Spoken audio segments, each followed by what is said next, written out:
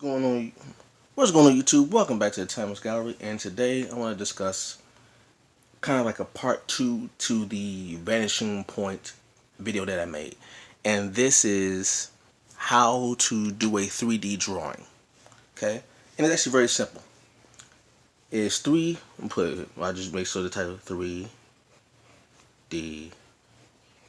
drawing,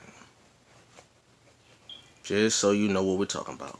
All right, and the thing you gotta know about this 3D or three dimensions. Three dimensions. So those who don't know what that D means, dimensions. Okay?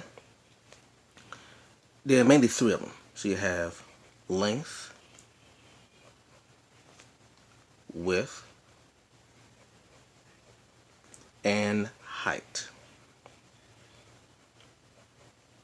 Okay? Now, these may confuse people, so I'm going to break it down to you. Length pretty much means how long something is. Width means how wide something is. Height means how high something is. Okay? So, length, long, width, wide, height, and high. Now, you can go into kind of like a verse where we get depth, which is pretty much how deep something is. But we're not going to really discuss that. We're going to just discuss these three for this particular video. Now, when you're doing a 3D object, I'm going to give you the basic one. So, yes, you have your, from the last video, we're talking about a vanishing point, right?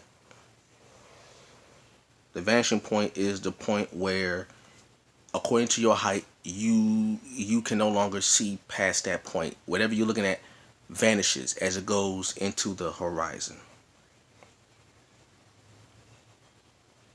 Okay? It's a horizon point, and the vanishing point is that point where you can no longer see. Okay? Called the V point again.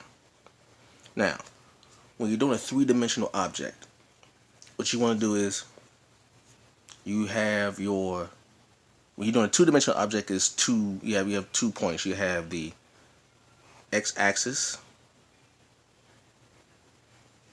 and you have the y-axis. Now for 3 dimensions, and I'm going to show you why, you have a third one, which is the z-axis. And this is what I mean. If you were to draw a, you take the vanishing point and you would have put a line right here as the y-axis, right? And you would draw a rectangle. It only has 2 dimensions, okay? Width, and it has height. It's only 2 dimensions. Okay, that's 2D. 3 dimensions, if I draw the same rectangle over here, okay, yeah, you got your y-axis, got your x-axis. Now I said the z is diagonal. Okay, either be diagonal this way or this way. Either don't matter. So if I were to draw a line here, okay,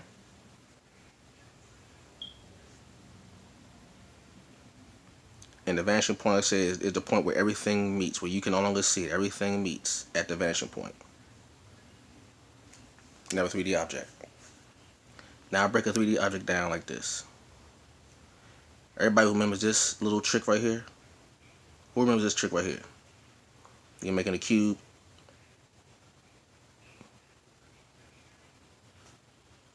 Everybody remember this? Okay. Now here you go. Height is how high something is. Okay. Width is how wide something is. Length, here, that's length right here. It's how long something is. And depth will be the inside. This will be the inside or the center of the 3D object. That will be depth. Okay? But these are the 3 ones. Height, width, and length. That's a 3D object. Okay? Now, let's put it into practice. Let's say you have a three-dimensional circle, which is called a sphere. Okay? It actually doesn't change. Only thing is it's round. The thing is it's curved. Okay? And you still have, in the center, you still have your height. You still have your width. And you have your length. Okay? Right? You got your height. You got your width. You got your length. Same thing. So I break down three-dimensional objects. So that's basically how that works, and that's how it works with the vanishing point. The vanishing point is when if you make like an imaginary line, if you were to draw a triangle, you would have the same thing. You got your height, you got your width, and you got your length. Okay, that don't change. And if you were to convert it all into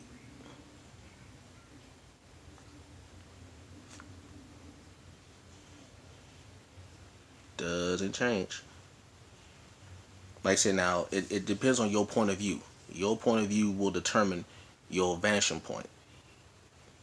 And then according to your point of view and your vanishing point, when you're drawing something, you can decide where it will be. So let's do a demonstration.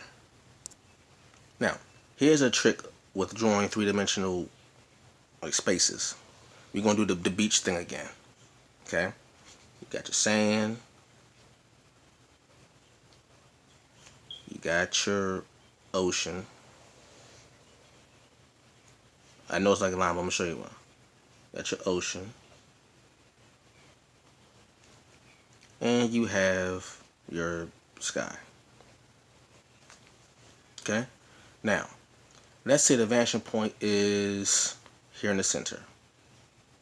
Let's put a line right there. This will be the center. That means that all the lines will go here. So they will all intersect right here at the vanishing point.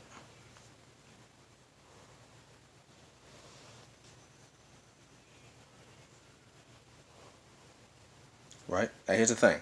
With three-dimensional objects, the larger, the closer the object is to you, the larger it is. The farther away it is, the smaller it is. And the way you just pick that is usually you go, when it is farther, it's higher. So the farther it is, the higher it is. Okay? And the closer it is, the lower it is. This is what I mean. Let's say we want to draw a palm tree. That's right. Let's say you're right here. This is you. And there's a palm tree right next to you. Right next to you. It's going to be larger because it's closer to you. You got your coconut here and all that stuff, and right?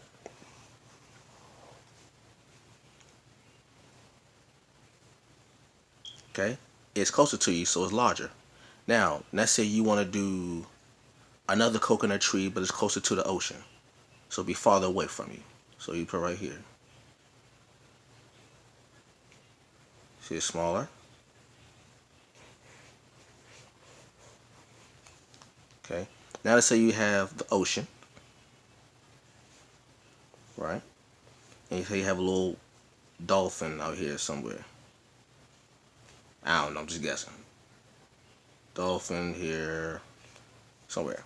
Now if you notice, the farther I'm going, the smaller the things are getting. Okay, and let's say you got birds there. The birds are going to be the farthest away because they're flying. So here. And the farther away the birds are, the smaller they are. And the higher they are, the smaller they are. See that? Now here you are on the beach under a coconut tree that's closer to you, so it's larger. So it gets smaller the farther away it is. Okay, so that's pretty much how it goes. If you want to do a three-dimensional space, the closer it is, the larger it is. the farther it is, the smaller it is. And you really want to show that by doing farther is higher, no, closer is larger. Now keep in mind, didn't I say anything about the size of the object?